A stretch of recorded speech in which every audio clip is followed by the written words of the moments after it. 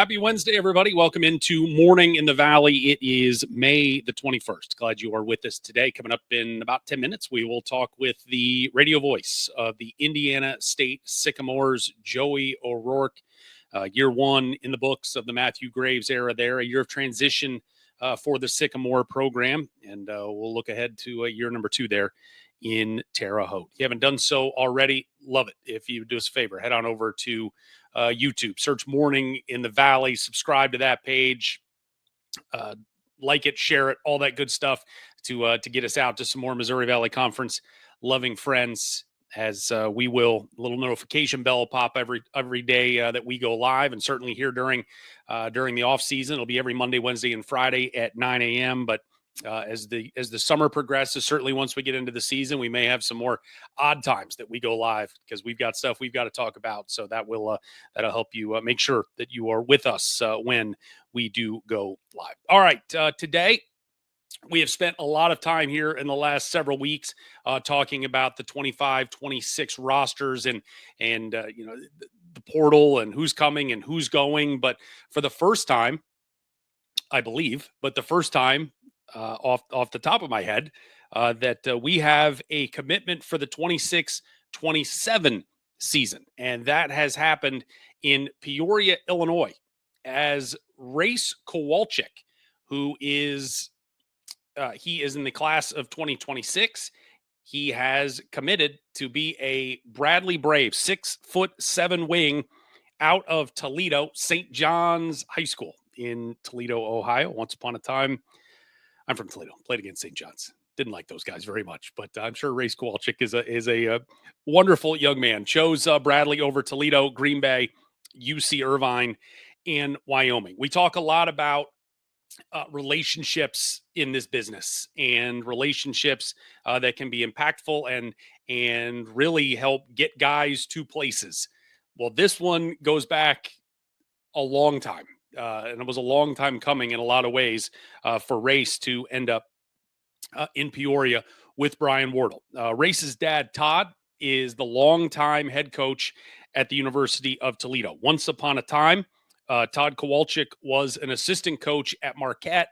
There was a player on that roster by the name of Brian Wardle. Todd Kowalczyk went to Green Bay, became the head coach there at Green Bay. His assistant coach for 5 years, Brian Wardle. And when, of course, Kowalczyk left Green Bay to go to Toledo, who replaced him at Green Bay? Brian Wardle. So this is a family deal that goes back decades. Race Kowalczyk, second team All-State as a junior in the state of Ohio, 17 points per game. And ultimately, it came down to, yes, while he had offers from Green Bay and Irvine and Wyoming, and those were kind of on his final list. Listening to him talk yesterday, it really came down to, am I going to stay home? Am I going to play for dad? Or am I going to go elsewhere and play for somebody that my family's familiar with, I'm familiar with, and maybe get away from home a little bit? And that is the decision that Race made, as he will be part of Brian Wardle's freshman class there in the 26-27 season, which is crazy already that we are halfway through this decade and already talking about 26-27. Bradley, so that is the first commitment that we know already. And it's a bit odd just from a timing standpoint, because a lot of times you see, and I think this is one that the relationship was the most important part to get a Race to Bradley, because so often when you have kids that have a lot of offers and stuff coming, we're getting ready to go into that. They're heading into their senior year. They've got their final rodeo on the AAU circuit, and they're hoping that, hey, I'm going to go and pop off, and suddenly my offers might get bigger. And so to see kids, you usually see those commitments start coming, once we get to July, August, September, certainly much closer to November when the signing period opens. But this one, we're not even gonna get to June, and we're gonna lock this one up. So Race Kowalczyk intends to be a Bradley Brave. Speaking of the Braves, one commitment we told you about a little, I guess earlier this week, maybe last week, but now it is officially and it is signed. The 7-footer out of Riviera Prep School in Miami, Gustavo Guimarães, a 6'11", officially listed by Bradley at 6'11". Some say 7 foot. Whatever. big dude coming to Peoria because they need another 7-footer with 3 of them now. 247 Sports listing him as a 3-star prospect. Had a bunch of mid-major offers, including Toledo. So again, Brian Wardle takes another one from his old boss Todd Kowalczyk into Peoria. Also had an offer from UIC, but he chooses to go to Bradley. He's recovering from knee surgery, and as we told you a couple weeks ago, when Bradley's getting close to finishing up their roster for 25-26, and it got down to really that last spot. They were looking for a developmental big, and that is what certainly Gustavo Guimaraes is, a developmental big, but much easier to develop him. Like, hey, we don't need to rush you. We don't need to hurry you along. Let's take your time, get you healthy from that knee, and then have you ready to go for the 26-27 season. Speaking of signings, and this one is from Evansville, and this was one that popped off as a commitment on Monday and now is officially signed, as the Aces have announced the signing of Leif Moeller from Germany, as he has a 6'7" point guard from Germany. 3 pro teams he has played for in Germany in the last year. And it's all you see these international guys, it's kind of they finish the season and then they move on to another team, another league, sometimes another country. He's played 3 pro teams there in the top pro league in Germany.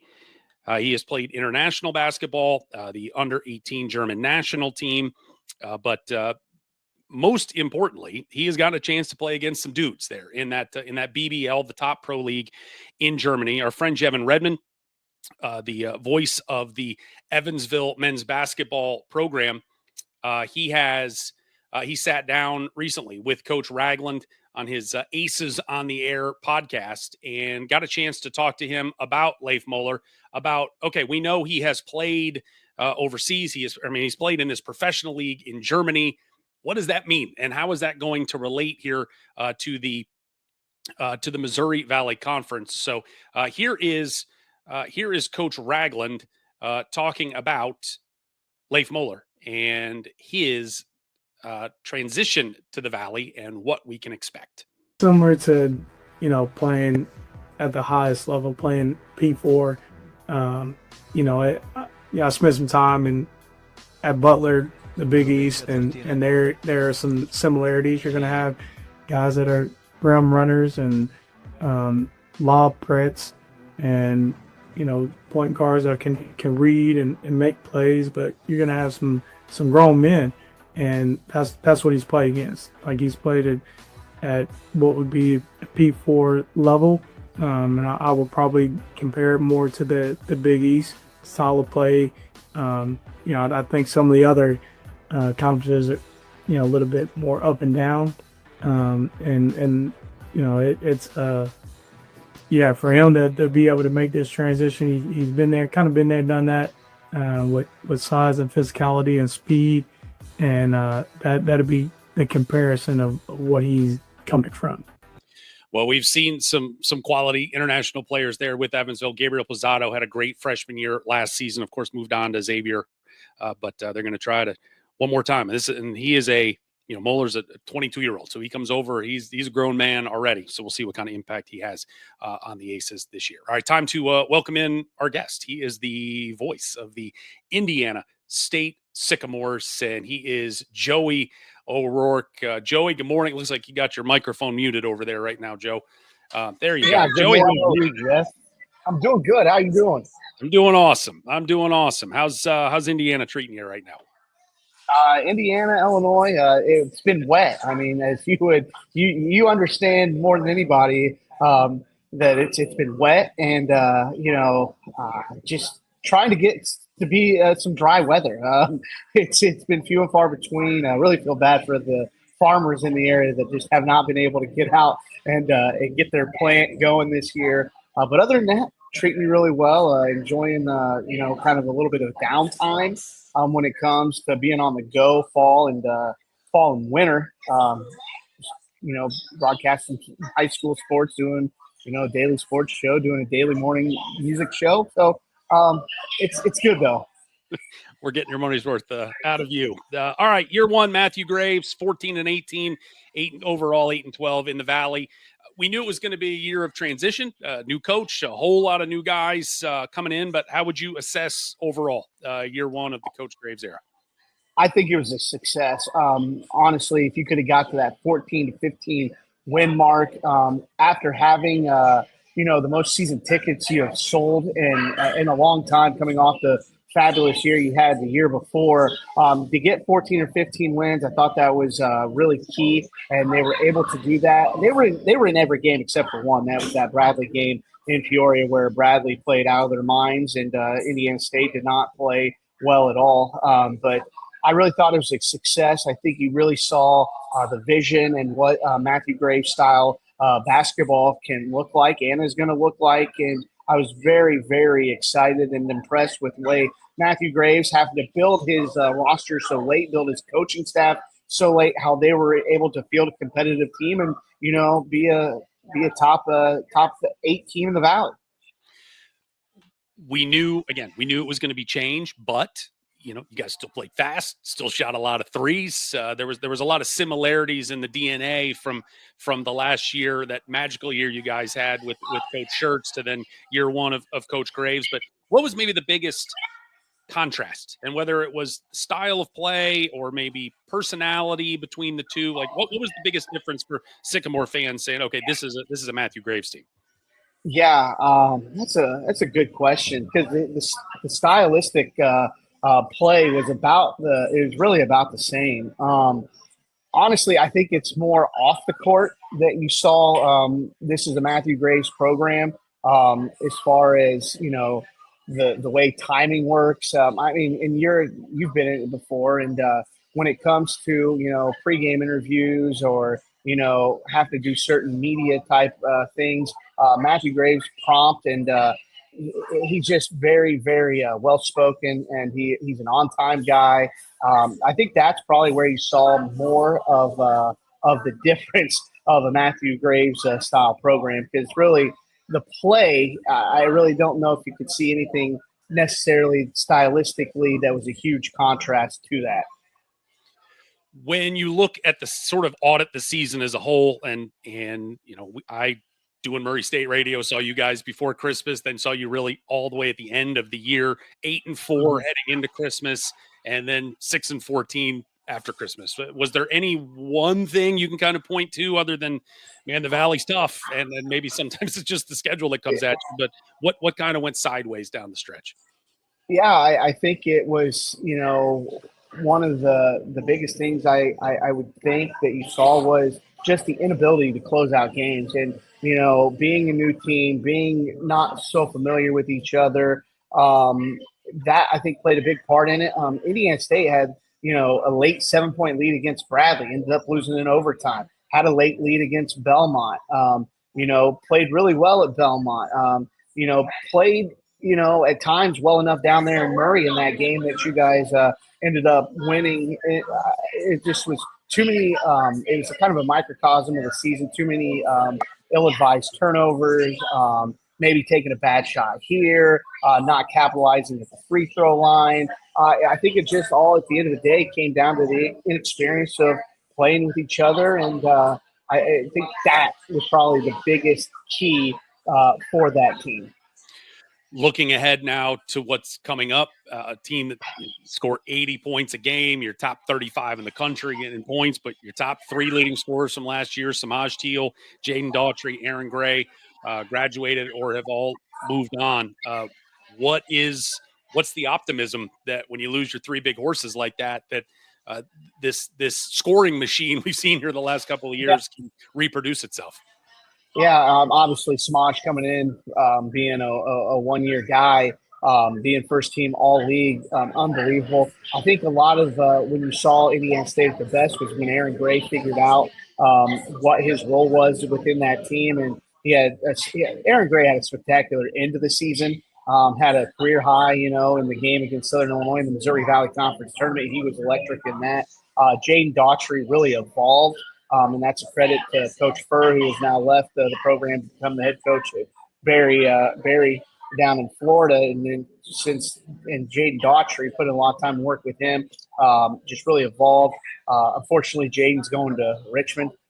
Initially, it was announced that Jaden was coming back. He had said that he wanted to come back, but then how the transfer portal works. It's a brutal business, and at the end of the day, he went back home. He's from Richmond, and he got an opportunity to make some real money. And wish him nothing but the best. The optimism, I really think that this is, more of a coach, what kind of team Matthew Graves wants to build. I think this is where you'll really see, maybe when you ask me about the stylistic difference and what difference, how can you tell this is a Matthew Graves team? I think this year, now that he's got a full year of being able to recruit and, his coaching staff's able to go out and find his guys, I think you're going to see that. I got a lot of optimism. I think, the one thing that the team missed last year so much was, and you saw it, and you ended up paying for personal, up in front personal experience with it, the way Robbie Avila passed the ball and could facilitate the offense. I think that is something that team missed last year. They missed that hub. They missed that facilitator. They kind of wanted Marcus Harding to be that guy. And I think, just coming in year one, and there's a lot of, reads and reacts and, there's a lot of keys what you're going to do. I'm really excited with the additions of Ian Scott from Grace College, who was the national runner-up player of the year in NAIA, averaged over 18 points per game, 8.5 rebounds. He can pass the ball. I view him kind of like that Robbie Avila. I think that could be, a place that you could find him. And then they've added a couple other guys. Xavier Hall, a transfer from Truman State, who averaged just about 15 points per game, averaged about 6 assists per game.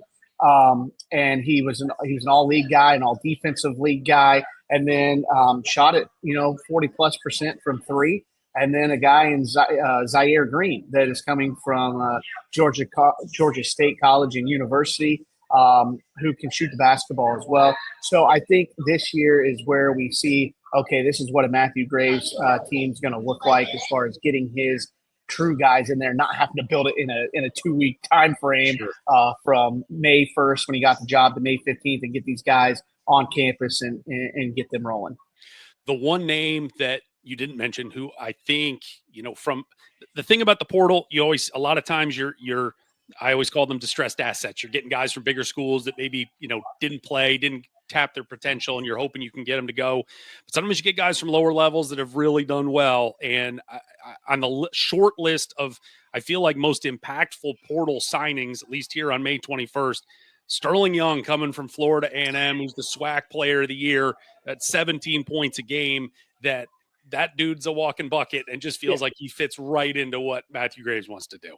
Yeah, and you're right. I didn't leave him out intentionally. I want to kind of leave him separate by himself because he is such a great player. I mean, he's a guy that was a SWAC player of the year and didn't start, like came off the bench. I mean, it just shows you the type of impact that he had, and it kind of reminds you of Jaden Daughtry in that sense. Daughtry was good enough to start, but he's comfortable in the position. The team is playing well enough. Do you really rattle that? You don't know how other guys are going to going out of the lineup, the starting lineup. But Sterling Young, yeah, he's a walking bucket. Really excited to watch him. He's a guy that I think might remind you. He's not going to be Samaj. He's not going to be Isaiah Swelt, but he has the spurtability and the capability of being an impact player on the scoring end like that. And I'm really excited to see Sterling Young. I think that's a great addition, and Matthew Graves and his staff did a wonderful job getting him to Terre Haute. One name you mentioned earlier, Marcus Harding, 6'10", just a mountain of a man in the middle, transfer in from Central Michigan. Just never got going with you guys for whatever reason. About 6 points, 4 rebounds a game. He had 2 double-digit scoring game after the first of the year. I think the thing that jumped to me as much as anything was, 2 years ago at Central Michigan, he played almost 28 minutes a game. Last year, just 18.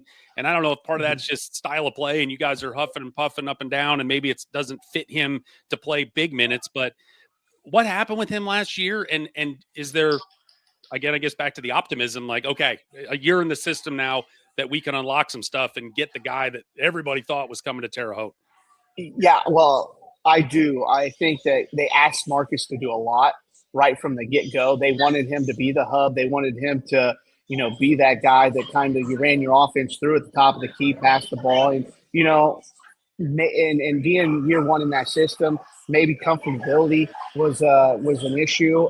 I think you're going to see a different Marcus Harding this year. I think Marcus Harding has a big impact on this team, and I think getting again a guy like Ian Scott that can maybe be that guy that is the hub, and you can ask Marcus to play more around the basket. And now Marcus is capable of making 3-point shots, and he can shoot the basketball. But I think that you're going to be able to see Marcus Harding in one, he's in the system for the second year, so he's going to be comfortable. But I think you're also going to see Marcus Harding play in a more similar role to what he was. Maybe it's not exactly the same at Central Michigan, but I think that you're going to see a different style of play for Marcus Harding this year, and I think Marcus has a big bounce back year.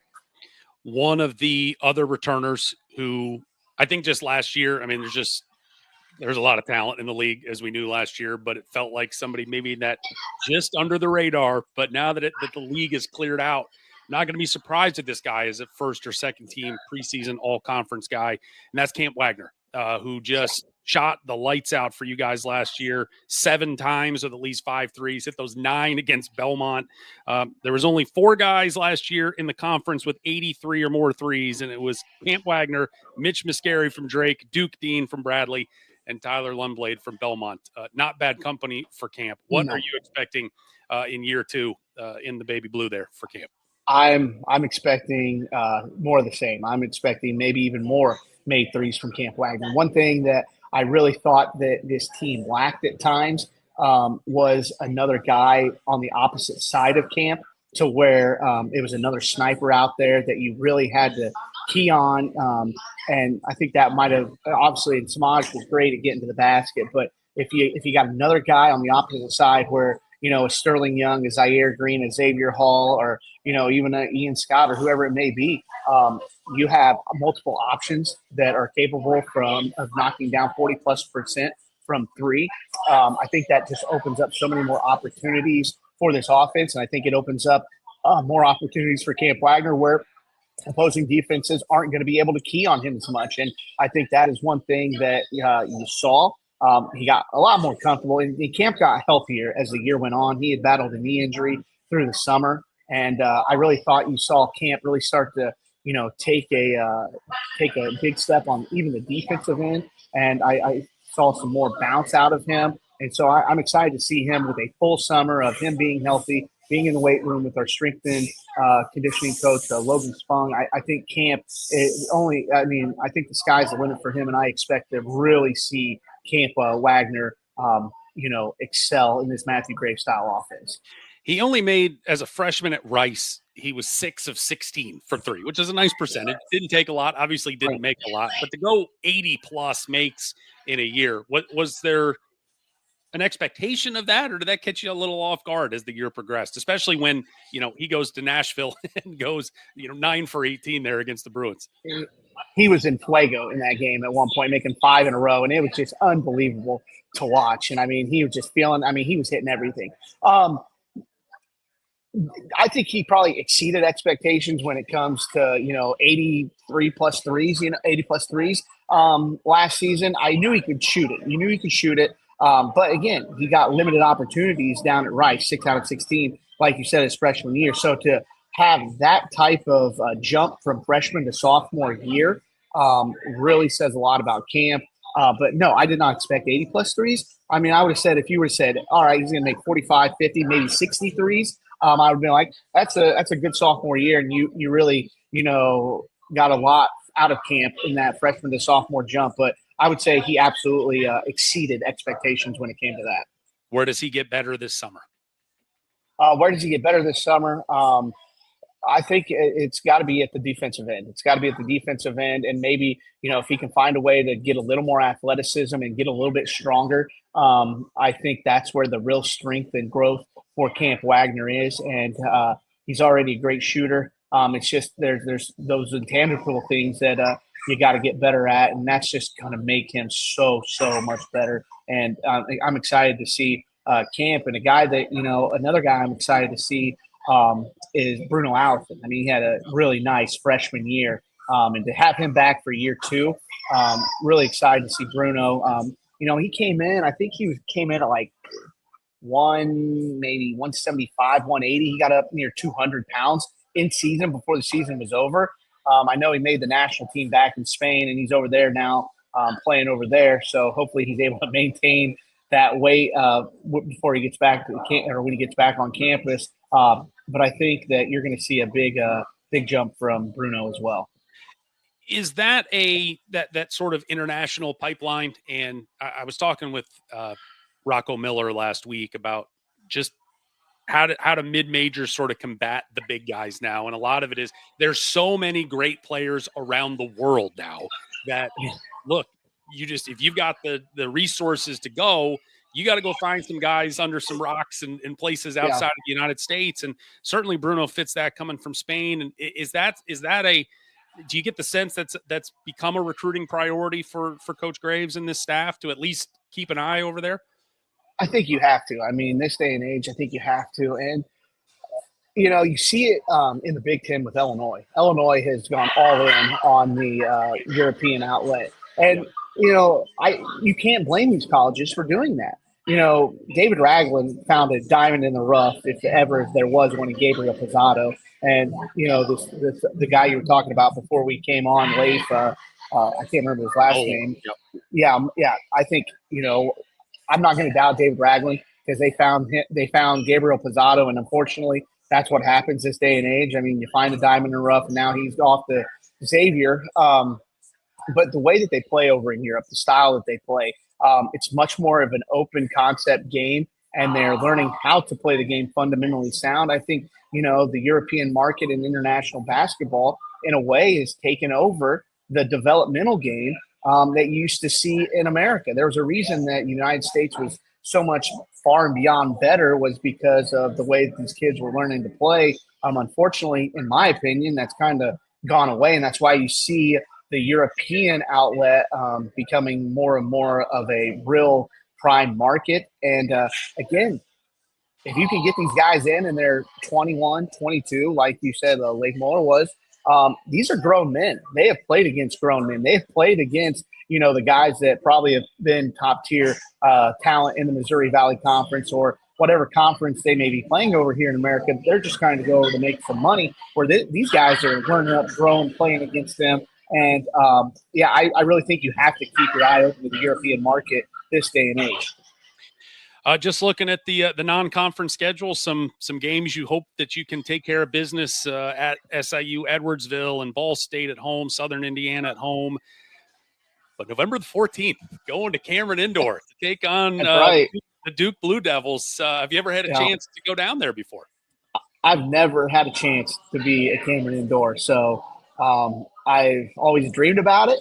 And growing up, you dream about playing there, and then when I started to go to school for the broadcasting side of things, then all of a sudden you have the bucket list of places that you would love to go in college basketball game, and I think you would say the same thing. I mean, I've been so blessed over the last 2 years.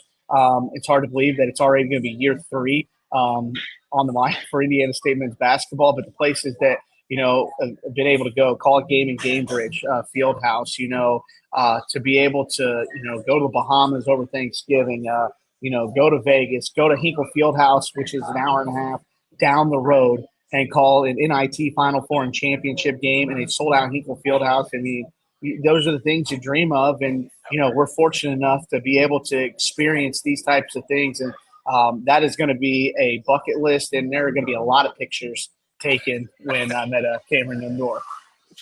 He is Joey O'Rourke. He is the voice of Indiana State basketball. My man, I appreciate the time this morning, and I know we'll catch up soon. Absolutely, Jeff. I appreciate you having me on, and I appreciate all the light you're shining on the Valley with this new thing you're doing. It's a great thing, and I always enjoy seeing you when you come to Terre Haute, or if we're down in Murray and we're for the conference tournament. Best of luck, and we'll catch up. Awesome. Thank you, Joey. There is Joey O'Rourke, the man, the mogul in Terre Haute, as he is Yeah, and he and I sort of on that same path.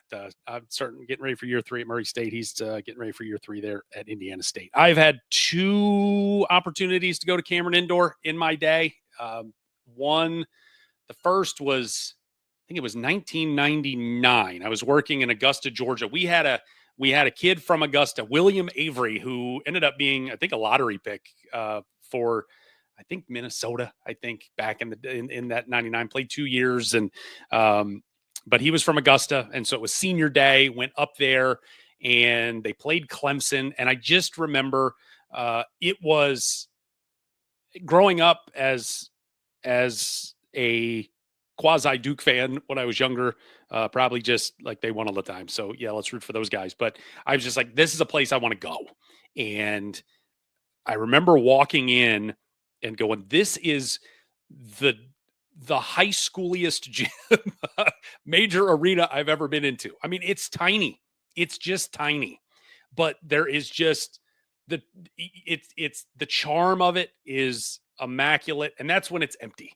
And then it gets full, and it doesn't take long to get full, and it is a zoo. And of course, that's still, you're in 99. That was, it's William Avery. It was like Trajan Langdon, Corey Maggette. I think that was the year they played for the national title, lost to UConn. And, but it was so, there was 2 things I remember. One, it was so loud. And 2, it was so hot because they've got so many people shoehorned in there. But it is an amazing experience. And that was me. I was sitting on the floor with a camera on my shoulder shooting the game. In 2000, I believe it was November of 2005, Tennessee Martin played down there, and we went down to follow UT Martin playing Duke, and it was much less adversarial, I guess, in November. It's like, there's no, it wasn't a conference opponent. It was, it's November, and it was a much calmer, somewhat. It was still, an 8 on the Richter scale instead of a just 10.0 as it was with Clemson. But I can't even imagine what those Duke Carolina games are like in there. But it's still a amazingly neat experience. And for you college basketball fans, if there is a bucket list that you have, that's one you got to get to. It's hard. Like I said, there's not many seats, but it is, and trying to get in there for a Carolina game, forget it. But I mean, if you can get in there for anybody, the experience is the experience pretty much, no matter who is in the gym. So I would very much give the 5-star Yelp review to Cameron Indoor Stadium. All right, back to headlines of the day. And Valparaiso. We have lots of commitments. We finally got some signings, and these 2 guys coming from the same school. Brody Whitaker, he is from University of Indianapolis, UIndy, the grad. He will be a grad senior coming to Valpo, 6'3" guard out of Greencastle, Indiana. Averaged 14 points a game. Again, 6'3" guard, but he was second on the team in rebounding, had 4.5 rebounds a game, first on the team in steals, and had the most free throw attempts of anybody on the team and shot 80%. So a good veteran guard for Roger Powell coming in. And then his college teammate, Tucker Tornata, an incoming sophomore. He'll be a rising sophomore. I can't wait till we can get to June 1st, 10 more days, and then we can officially just we can stop referring to people what they were this past season and what they're going to be this season. So we'll get a head start on that. He will be a sophomore, 6'8", 230-pounder out of Evansville. Started just 15 games, averaged about 7.5 points, 6 rebounds a game, but he led the team in rebounding and did it in just 20 minutes of action per night. So an active guy on the glass, second on the team in blocks there at UIndy as well. So a good, another trying to get some more bigs there at Valpo after they lost some. You lose a guy like Cooper Schwieger, who was kind of everywhere, but certainly one of their big inside forces, trying to replenish that interior this coming season. On the Valpo women's side, they have head coach Courtney Boyd has gotten a commitment from Kayla Sullivan. She is a junior college All-American committed to Valpo. Our friend Paul Oren at the victorybell.com with that report yesterday. 5'11" sophomore from St. Louis. She was a third-team junior college All-American playing at State Fair Community College in Sedalia, Missouri. So Coach Boyd getting some size again to try to bolster her first roster there at Valparaiso. And last but not least today, we have some scheduling news from the Cayman Islands. Murray State, the news that John Rothstein, CBS Sports, put this out last night that sources saying Murray State, McNeese, and George Washington would be playing in the Cayman Islands Classic, but the fourth team was to be determined. That was not new news. That had been out for a while. But just before we went on this morning, Rothstein put out an update to that tweet from last night, and he is reporting that Middle Tennessee State will be the fourth team in the Cayman Islands Classic. That'll be November 23rd through the 25th, down obviously in the Cayman Islands. This is when we talked with Rocco Miller last week, who is sort of I would love Rocco to sort of give himself a job description, because I don't. He's one part bracketologist, he's one part scheduling guru, he's one part scheduler. He is involved with a lot of these MTEs, trying to find teams to fill slots. And last year again with this Cayman Islands event, it was 8 teams, and for whatever reason this year, they have struggled to fill this tournament. And I think we talked when we talked with Rocco last week, expense is a lot of it. And because these events are ultimately pay to play deals. And when you play in an ESPN event, you get a little bit of a stipend, but the money that, speaking from experience, the money that Murray State spent last year to go play in the Diamond Head Classic out in Honolulu Christmas week, the money they got from ESPN did not remotely cover the balance due on that trip. So if it's not an ESPN event like the Cayman Islands Classic, it's basically pay to play. And so now you get schools that everything's got to kind of fall under their budgetary restrictions and what works for us. And now in this house settlement era, and everybody is, whether they're pinching pennies or just really being careful about where money is being allocated to, going on these certainly warm trips over Thanksgiving week are sometimes it's not the best decision. So last year it was an 8-team tournament. Our old friend Missouri State played in it last year. You had Boise State and Duquesne and High Point, to name a few. This year it looks like it's just going to be 4, and that is going to be it. So Murray State, McNeese, George Washington, and now Middle Tennessee. The Racers have played Middle Tennessee for years, going back in a home and home, kind of a terminal home and home series. But last year was the end of that contract.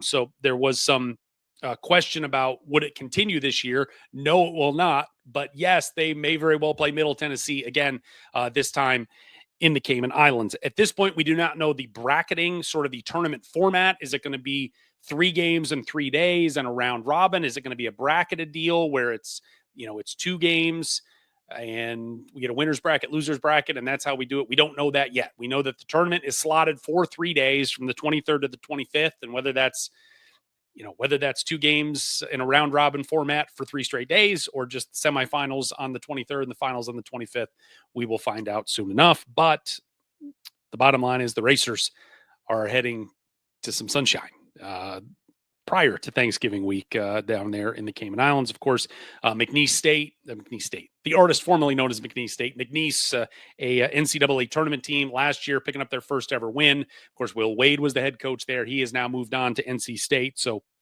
a good opportunity, though, for the Racers and a couple of mid-major matchups there with those 3 schools. We'll just have to wait and see what the format will be moving forward. All right, that does it for this morning. And Morning in the Valley. I want to thank Joey O'Rourke, the Indiana State radio voice, for being with us today. Programming note for the threes of you that care. We will, of course, take Monday off for Memorial Day. We'll be back next Wednesday. This is kind of the final bit of the soft part of the schedule, as teams will be reporting back right around Memorial Day, going into that 1st of June for summer workouts. But everybody's we're in vacation season for coaches, getting the last couple of minutes of R&R before things get real again here in the summer. Lots of AAU events going on now, though. Of course, when you're trying to get some R&R, but you got to get those offers. It is certainly offer season right now, as schools all around the valley offering guys left and right for their 26, 27, and beyond classes. But we will be back Friday morning right here on Morning in the Valley, 9 a.m. as always, Monday, Wednesday, and Friday during the summer months. If you haven't done so, please head on over to YouTube, subscribe to Morning in the Valley. Just search it, it'll pop right up. Subscribe to it, share it, like it, comment on it, do everything. Get it up in the old algorithm so we can get some more eyeballs on this program. Thanks to watching today. I appreciate you as always, and we will see you on Friday morning, 9 a.m. right here on Morning in